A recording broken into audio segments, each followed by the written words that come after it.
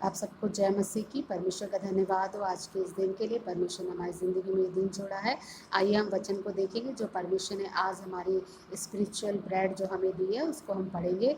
और लूका की किताब और उसका 17 अध्याय और उसका 7 से लेकर 10 वचन है और उसको मैं आपके बीच में पढ़ना चाहूँगी।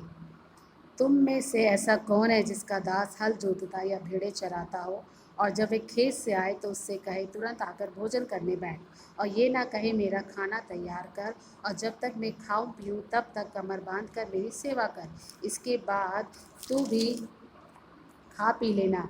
क्या वह दास क्या वह उस दास का एहसान मानेगा कि उसने वह ही काम किए जिसकी आज्ञा दी गई थी। इसी रीति से तुम भी जब उन सब कामों को कर चुको जिसकी आज्ञा तुम्हें दी गई थी तो कहो हम निकम्मे दास हैं, जो हमें करना चाहिए था हमने केवल वही किया।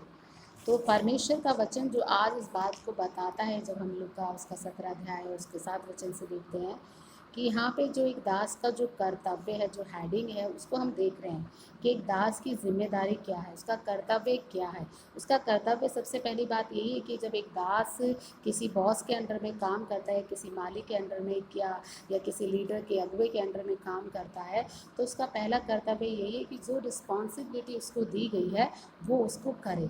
और यहाँ जब इस पैसेज को पढ़ते हैं तो ये जो दास है जो उसको आज्ञा दी थी उस कार्य को करने के लिए वो पूरा ईमानदार है। उसने खेतों को जोता है, भेड़ बकरी को चराया है, और जब मालिक ने उसको देखा कि वो खेत जोत कर आ रहा है तो मालिक ने उसे बोला आ और मेरे साथ खा पी।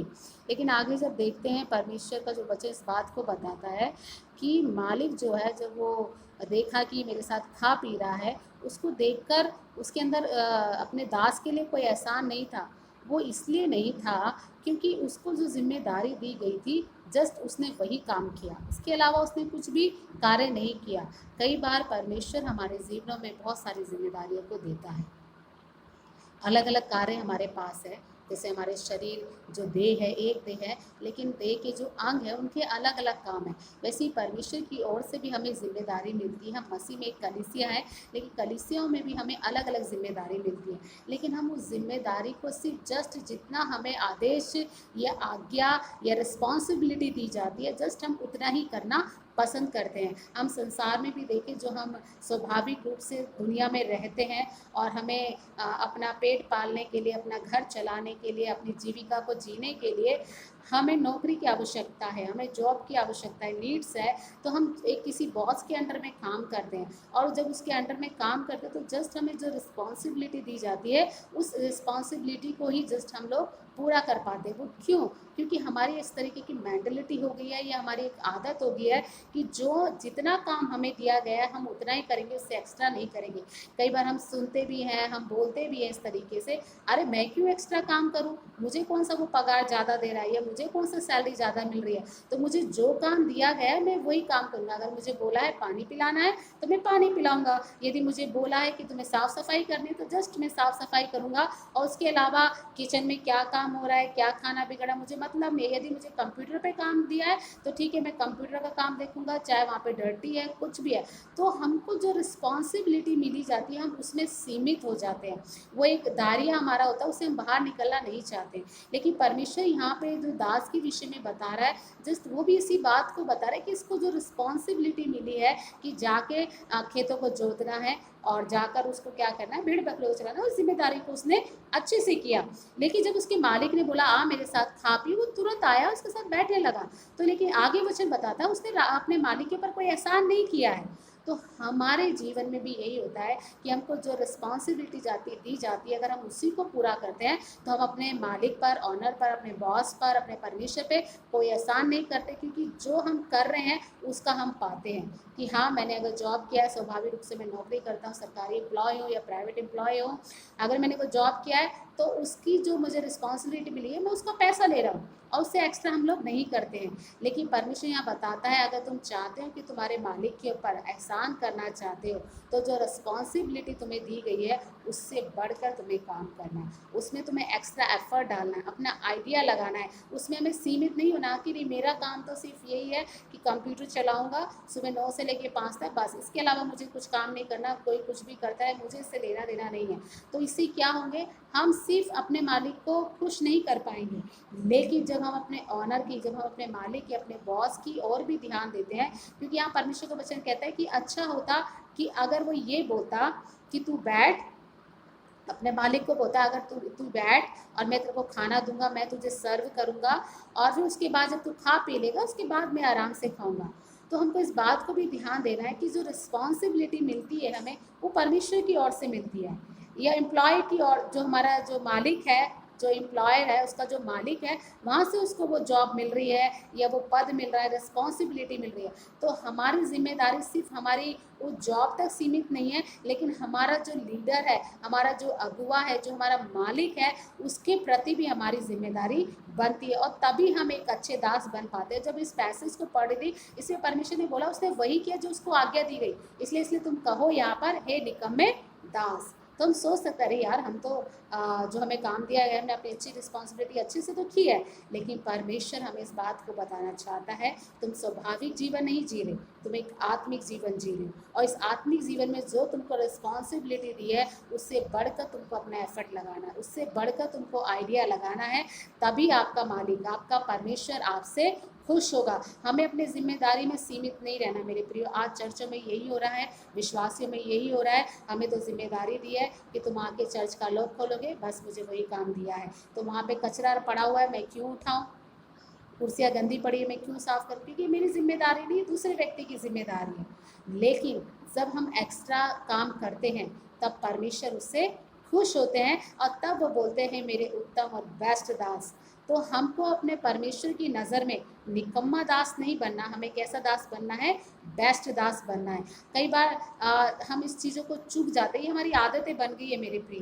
लेकिन परमेश्वर आज मुझे इस बात को बात किया मुझे इस वचन से, तो मैं भी ताजुब होगी मैंने कि हाँ प्रभु हमारी इन चीज़ों में आदतें बन गई है कि हम लोग सिर्फ जितना हमें दिया है हम उतना करते हैं, उससे आगे बढ़ना नहीं चाहते हैं। और हम अपने परमेश्वर को कैसे खुश करें। तो मुझे अपने एक बेटे की बात याद आई। एक दिन मैंने अपने बेटे को बोला कि बेटा आप जाओ ये चाय का कप किचन में रखो। तो उसने चाय का कप किचन में रखा और जाके वो वॉश कर दिया। तो मुझे इतनी खुशी हुई कि मैंने जस्ट उसको बोला था जाके रखना है, एक आज्ञा दिया, एक रिस्पॉन्सिबिलिटी, एक जिम्मेदारी दी कि बेटा आप एक कप जाके वहाँ रखो। लेकिन उसने क्या किया, उसके बाद एक्स्ट्रा एफर्ट डाला कि उसने उसको वॉश कर दिया। उसको ध्यान आया मम्मी काम करेगी तो मम्मी भी थक जाती, उसके माइंड में इस तरीके का था।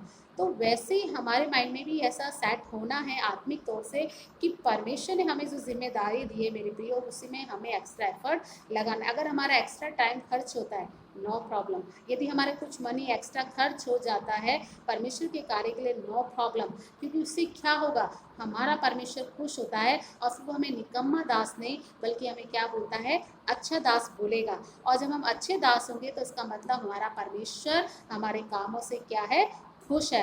तो हमें अपनी जिम्मेदारी को तो पूरा करना ही करना है, साथ में जो जिम्मेदारी जहाँ से हमें मिली है उस व्यक्ति या उस मालिक या उस बॉस का भी हमको ध्यान रखना है कि हम उसके लिए भी, अगर हम उसको पानी ऑफ़र कर दिया, सीट ऑफ़र कर दिया है या उसको प्रेज़ कर दिया, तो इससे क्या होता है, मालिक खुश होता है, वो नज़र रखता है हाँ ये बंदा अच्छा है और ये अच्छे से काम करता है, ये हार्ड वर्किंग है, जो दिया जाता है उससे बढ़कर काम करता है, तो वो भी हम पे क्या करेगा, अपना अनुग्रह बनाए रखेगा।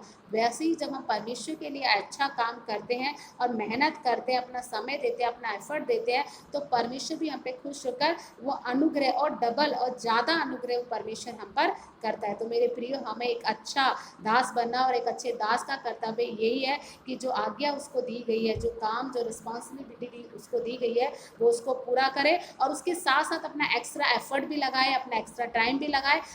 अगर जस्ट कुछ मनी भी एक्सपेंड करने का मौका मिलता है उसको करिए, कोई प्रॉब्लम नहीं है, क्योंकि ऐसा करने से, ऐसा हमारे विचार, मन की धारणा ऐसा होने से हमारा परमेश्वर देखता है और वो उससे खुश होता है। तो जो कलीसिया में, भवन में, आत्मिक क्षेत्र में, सेवकाई में हमको जो रिस्पॉन्सिबिलिटी दी है उसमें अब बढ़ चढ़कर अपना सहयोग दे, जिससे हमारा परमेश्वर खुश हो। तो आज इस वचन के द्वारा परमेश्वर आप सबको आशीष दे और मैं आशा रखती हूँ कि आप अब आने वाले समय में जो आपको जिम्मेदारी दी है उसमें काम करने के लिए आप अपना एक्स्ट्रा एफर्ट लगाएंगे, जिससे आप परमेश्वर की नज़रों में अच्छे दास गिने जाएंगे, और साथ ही जहां आप जॉब करते हैं वहां पर भी आप अच्छे दास गिने जाएंगे। तो परमेश्वर का अनुग्रह भी आपके जीवन में रहेगा, और स्वाभाविक मालिक जो है उसका अनुग्रह भी आपके जीवन में रहेगा। तो आइए हम अपनी आंखों को बंद करेंगे और मैं आपके लिए प्रार्थना करूंगी।